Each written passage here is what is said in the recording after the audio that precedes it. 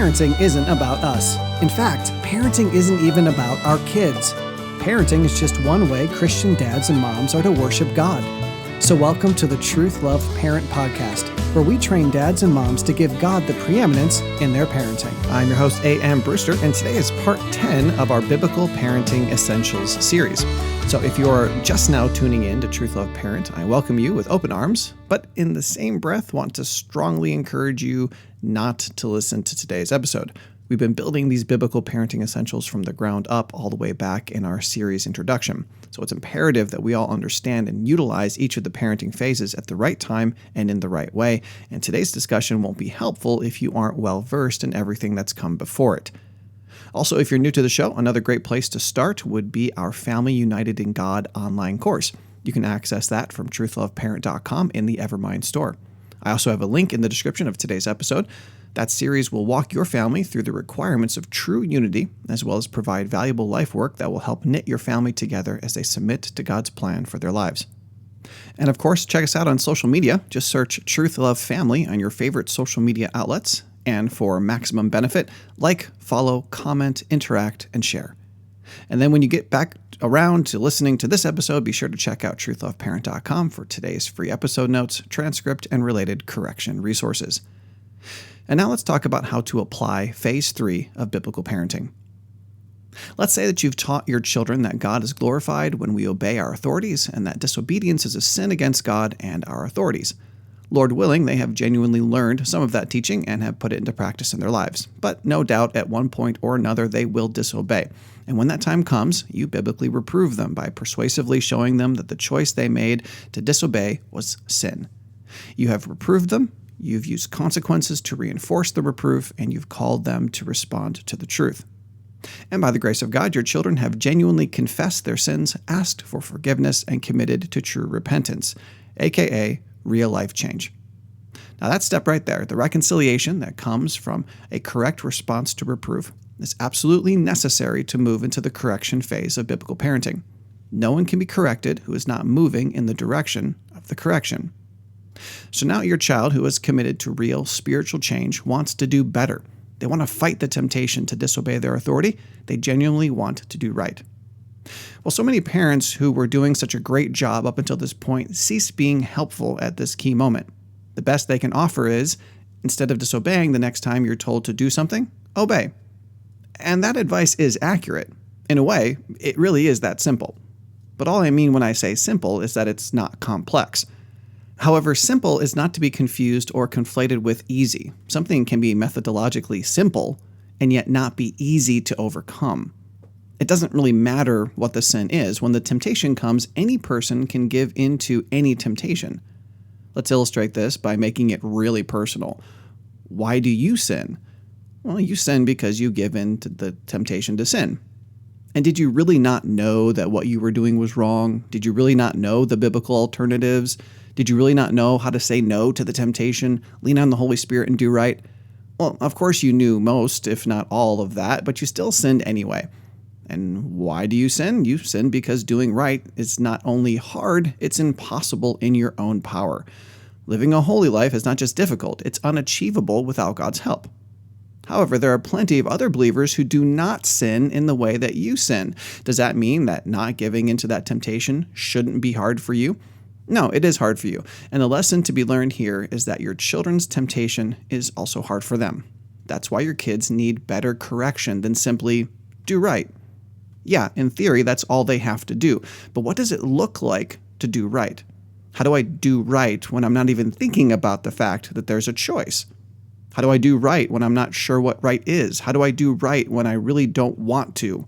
How do I do right when the person demanding I do right is a jerk? How do I do right when they say this or that or do this or that? When the temptation to disobey re-enters your child's life, they're going to need a plan of attack because saying no to that temptation is going to be hard. Now, if you participate in our Family United in God online course, you're going to learn that unity requires war. And the same is true about spiritual growth and change. True sanctification requires war, and the Bible's full of wartime imagery to describe our spiritual lives. By the way, I strongly recommend you and your family listen to our free series called The Spiritual Warfare in Your Home. That study was so instrumental in my life and the life of my family. And that's what you and your child are entering at this point in your relationship. Early on, your kids were, to one degree or another, like civilian bystanders. Your teaching invited them to join God's army and warned them against the army of Satan. But then they chose to fight on the devil's side by sinning, and so you reproved them, and they, by the grace of God, have said that they want to get back to the right side of the battle. And now you're helping them to stop following the devil, the world system, and the flesh, and fight for truth. And again, this step is not easy. Now, I've always said that this phase of biblical parenting is one of the most joyful phases. It's a phase where we get to see real change and maturity in our kids. But as joyful as this phase is, it's super hard. It's way harder than the training phase. It's way harder than the teaching or reproving phases. When done correctly, this phase is the most challenging of all biblical parenting, which should explain why it's so hard to do well and why many parents struggle with this phase, even when their kids are ideologically on board.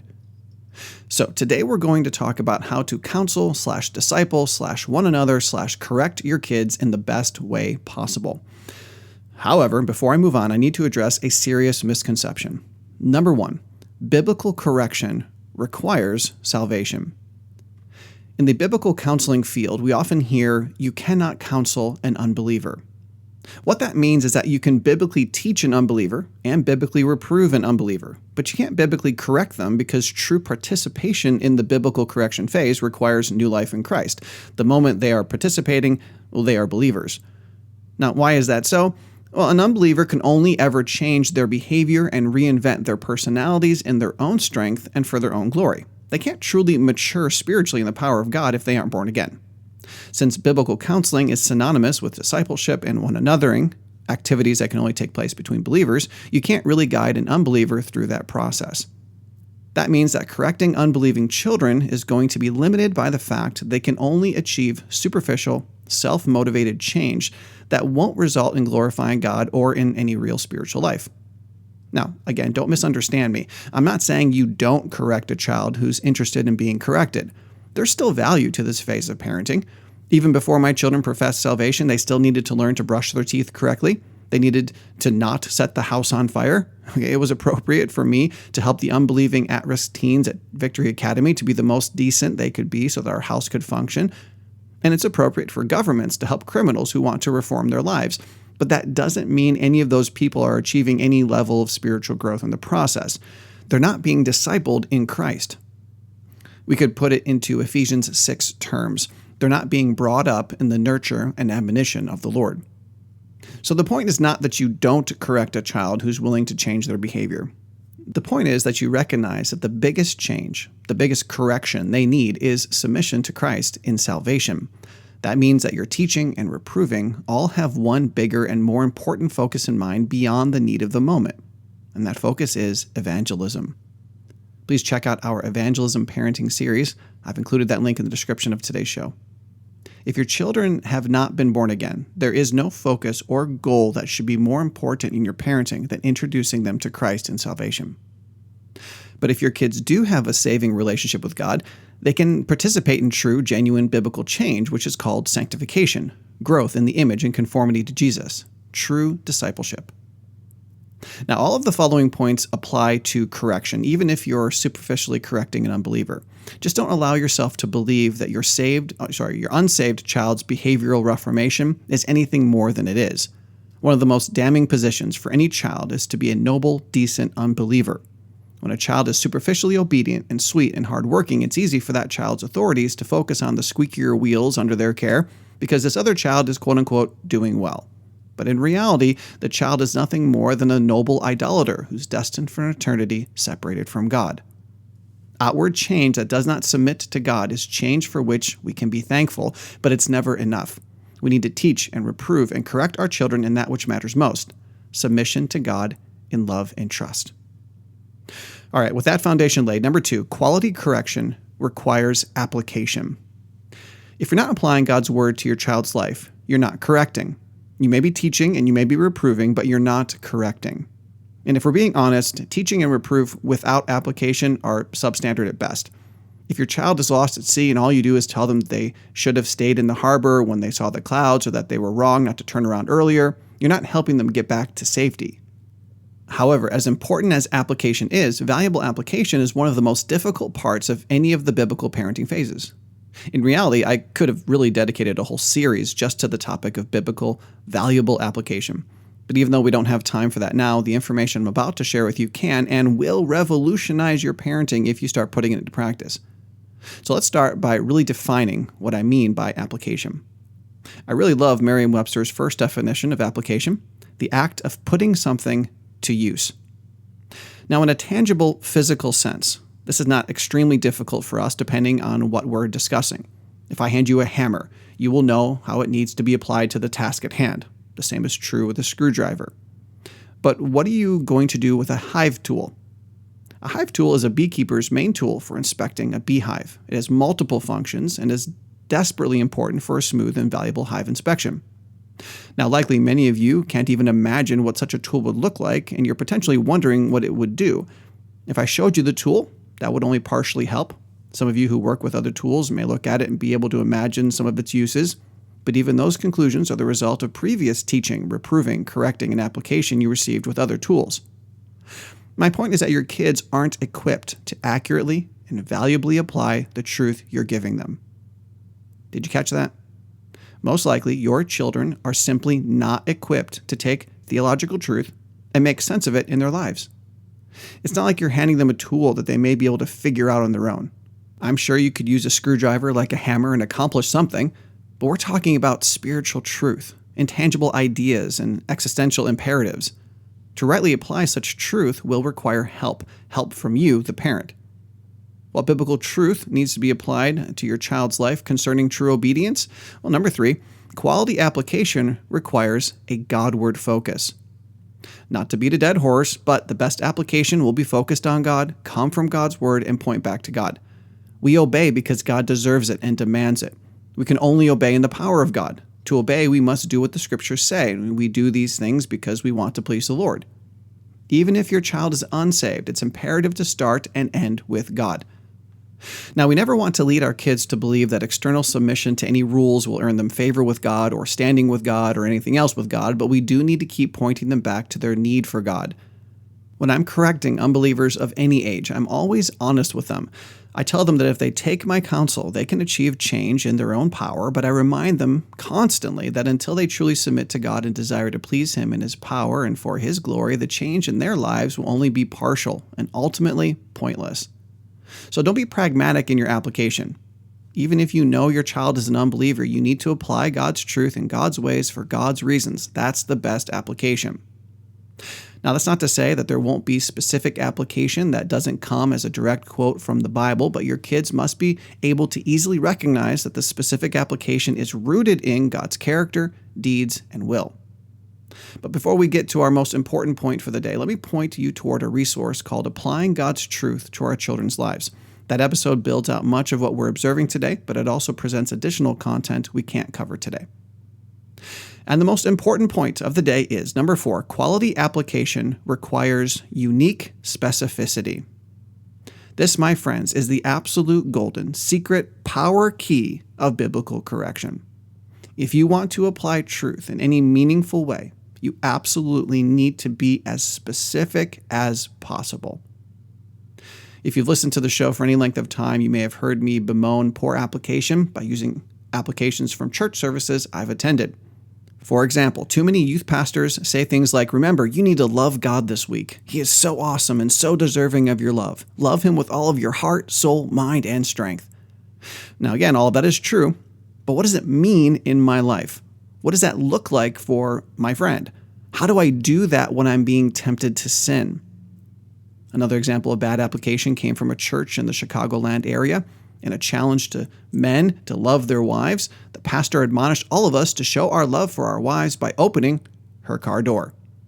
Now, even though that was a more specific application than our well-intentioned youth pastor, it still had one key flaw. My wife would hate that. In her mind, that's a terrible waste of time. That wouldn't communicate love for my wife. That would accomplish the exact opposite. The first application wasn't specific enough to truly put that truth to use in real-life scenarios. And the second was too specific in that it wasn't a correct application for me, and likely a bunch of other guys in the room.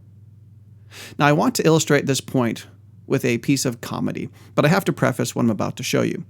I've always been a student of culture because I'm a follower of Christ who wants to be used in this world to draw people to him. Therefore, I absolutely need to know God, but I also need to know my audience. And so I sample key pop culture moments in an attempt to better understand the lies the world is believing. Well, one such pop culture study occurred in 2007. I had been hearing more and more about this up-and-coming young comedian by the name of Daniel Tosh. And it was true, the man came in like a firestorm and had a huge effect on the culture. So I watched one of his comedy specials. Now, there was so much bad about that special. Not that the man wasn't incredibly funny, but the topics of his jokes were wicked and often blasphemous. Now, what's really interesting is that I would bet money this guy had a nominal Christian experience as a young person. His insights into nominal Christian concepts are painfully spot on. However, while watching the show, Daniel Tosh told a joke that beautifully illustrates the point I'm trying to make right now. And yes, I am going to share it with you. However, no, there is nothing inappropriate in this part of his routine. So to set it up, he had just been discussing weird things people say, and he transitioned into, money doesn't buy happiness. Do you live in America? Because it buys a wave runner. You ever seen a sad person on a wave runner? Have you? Seriously, have you? Seriously, have you? Try to frown on a wave runner. They're so awesome. It's just throttle. People smile as they hit the pier. Because you forget you need gas to turn. It goes against your natural instincts. Some of you aren't laughing. We all miss your cousin.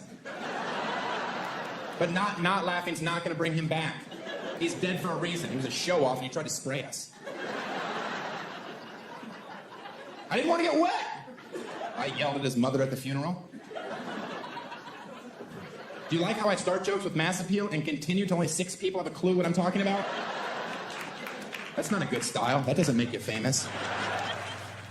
do you like how I start jokes with mass appeal and continue to only 6 people have a clue what I'm talking about?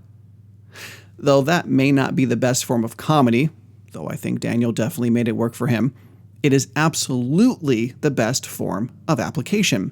In fact, I'm going to go so far to say that application that can only apply to one person is likely the best kind of application.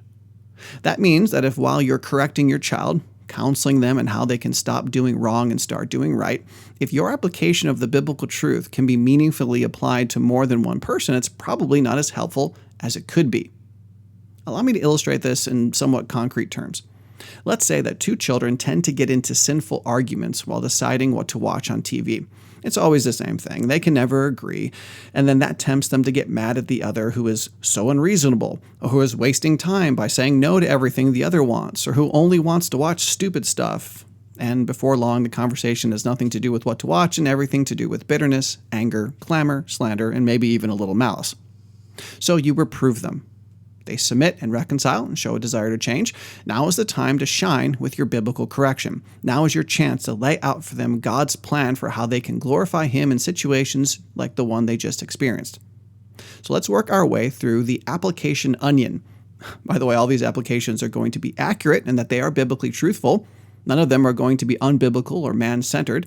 And I'd like you to carefully listen for which layer best describes the depth of your application. Layer 1. You two need to figure out how to make this work. This is the you need a new destination layer. It reveals only that change is necessary, but sets no destination or trajectory for that change.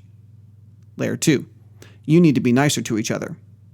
This is the you need this general destination layer. This approach provides a destination, but no path is laid out for reaching that destination. Also, the idea of nice is extremely nebulous and lacks real concrete definition. In addition, this truth can be applied to literally every single interaction they ever have with each other, so we have to wonder how easy it will be to implement in this scenario. By the way, if you ever hear application from the pulpit or in a lecture, this is often the generally applicable information that anyone can take and implement into their lives.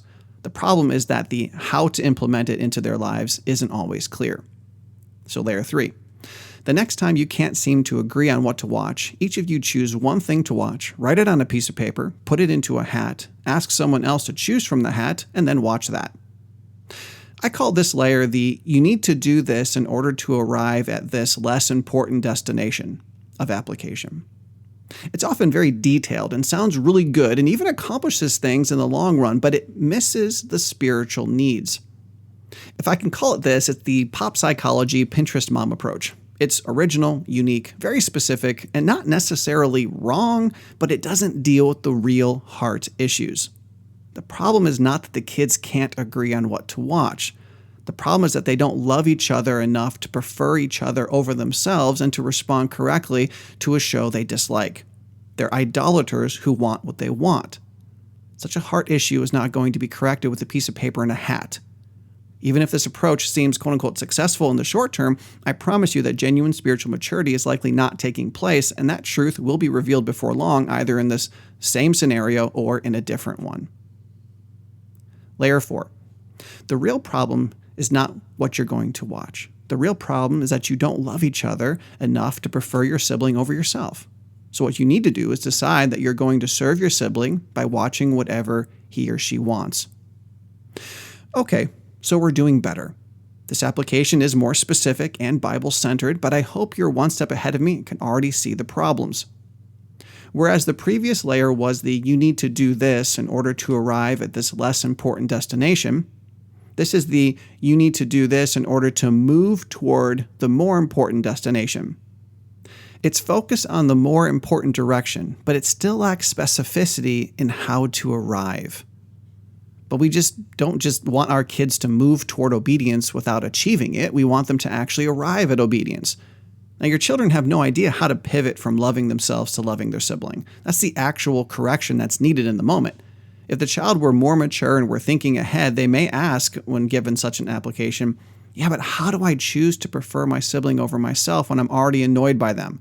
Or how do I make myself serve them when the only thing in my mind is to shout down his dumb idea?" What your child needs is not merely the destination and not just part of the path. They need the full path that is guaranteed to lead them to the destination. Now, up till now, which layer is your go-to layer? Are you the "you need a destination" applier? Or are you the "you need this general destination" applier? If you're like a lot of parents who have been influenced more by the world than by the scriptures, you may be the "you need to do this in order to arrive at this less important destination" applier.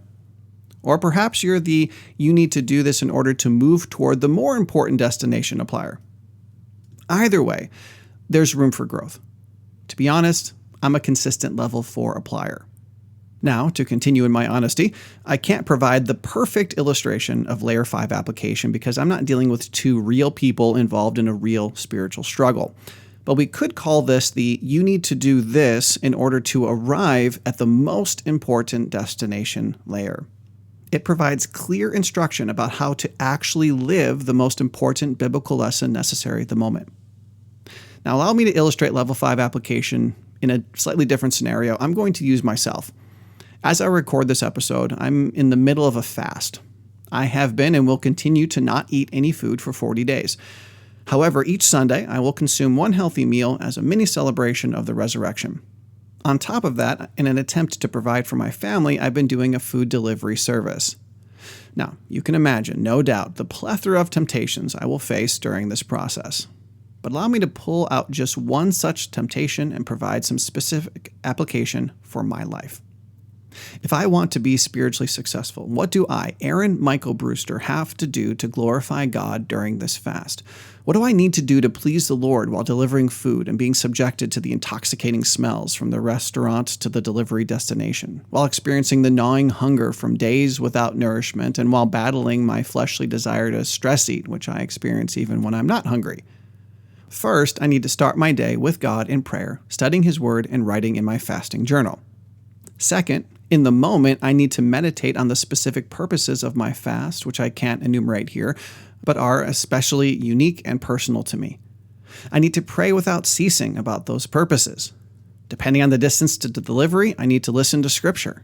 I'm currently studying Ecclesiastes. I also often need to play some of my most convicting, Christ-honoring songs. I really personally benefit from "I Need Thee Every Hour."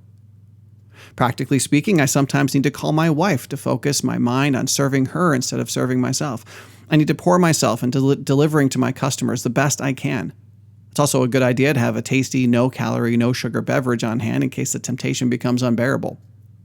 And I could and do get far more specific than that in my personal application in the moment. I know what the content of my prayers needs to be. I know what's best for me to think. I know how long is good for me to deliver. I know how careful I need to pay attention to the scriptures or the music, lest they become a background noise. And what about that moment where I'm telling every lie to myself about how ordering a small fry or a salad or a sugary beverage would be okay? How does AMBrewster need to face those temptations? Well, I personally benefit from visual reminders. Sometimes I write on my hand, and sometimes I write on a 3x5 card, and sometimes I put that reminder on the home screen of my phone, and those reminders are always very specific to me. In fact, some people may not even recognize them for what they are because of their unique specificity. But Aaron, so much of what you've just said could be applicable to other people. Does that mean it's not applicable enough? Good question. Again, we're short on time, and the whole point I'm making today is that specific application, unique to the individual and the situation, is absolutely necessary to set them up for success. And the more specific we're going to be, the more we need to know about God's Word, ourselves, and our situation. To help a child do that is going to take even more time. A surgeon is going to know the fine details required to do brain surgery, but they're also going to study their patient, and they're going to have backup plans for what they may find or experience while performing surgery. And many of the choices are likely going to be specific to that one case, that one surgery, that one brain. And that's what you want from a surgeon, and that's what our kids need from us. So when it comes to applying truth to your kids' lives, work toward razor-sharp application. Make it biblical, practical, personal, and precise. And often, you won't have all of these answers right up front, so you need to ask questions in order to better understand their heart and their struggles. But since your child wants to participate in the correction phase, coming up with valuable application won't be a drudgery to them. Of course, if the child fights the conversations and questions needed to come up with the precise application that will guide them in the spiritual process, you're clearly not in the correction phase. They're not participating. Okay, and finally, number 5, quality application requires intense consistency. I wish we hadn't gone so long. I don't want to rush through this part. But here's the thing. The correction phase is often the breaking a bad habit and replacing it with a good habit phase. That's almost exactly what it is. Now, in 2009, researchers from University College London examined the new habits of 96 people over the course of 12 weeks and found that the average time it took for a new habit to stick was 66 days. Some people did it in 18 days, others took 254 days, but most averaged out around 66 days. Now, for those of you who are counting, 66 days is a little over 2 months.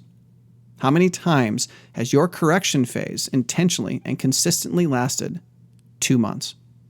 And no, I'm not asking how many times in those 2 months did you teach and reprove for the same sinful behavior. Now, how much of that time were you and your child working together toward real correction? How many preemptive conversations? How many questions? How much role-playing? How much equipping? How much applying? How much refining? And how much walking hand in hand through the next temptations were there? But not being consistent is not the only danger. Spiritually speaking, I've witnessed another dangerous phenomenon. I've seen over and over that people generally have the ability to pull themselves up by their own bootstraps and make self-empowered decisions for self-worshiping reasons that results in positive change that can easily last over a month and sometimes much longer. This means that 66 days of right choices doesn't always mean that the child has made a Godward shift that's resulting in real spiritual maturity. I mean, seriously, how many of you have had a child that appeared to have really changed on the outside only to have it revealed later that the sin issue wasn't just there, it had gotten much worse? This is why consistent, God-focused, careful, specific Bible application to the need of the moment is so important, and why it's even more important that your child actually, genuinely, and be participating in the correction. Now, I wish I could go so much longer today, but we have one more episode to talk about this correction phase. Lord willing, next time we're going to discuss how to evaluate the correction phase, and we're going to be able to continue this conversation that we've started today. For now, though, please remember that, number 1, biblical correction requires salvation. Number 2, quality correction requires application. 3, quality application requires a Godward focus. 4, quality application requires unique specificity. And 5, quality application requires intense consistency. If you need any specific individualized family help, please write to us at counselor@Truth.Love.Parent.com or leave us a voicemail at 828-423-0894. And Lord willing, next time we will once again open God's Word to discover how to best worship God with our parenting. To that end, we'll be continuing today's discussion as well as look at other ways to evaluate our correction. Truth.Love.Parent is part of the Evermind Ministries family and is dedicated to helping you worship God through your parenting. So join us next time as we study God's Word to learn how to parent our children for life and godliness. And remember that TLP is a listener-supported ministry. You can visit truth.loveparent.com/donate to learn more.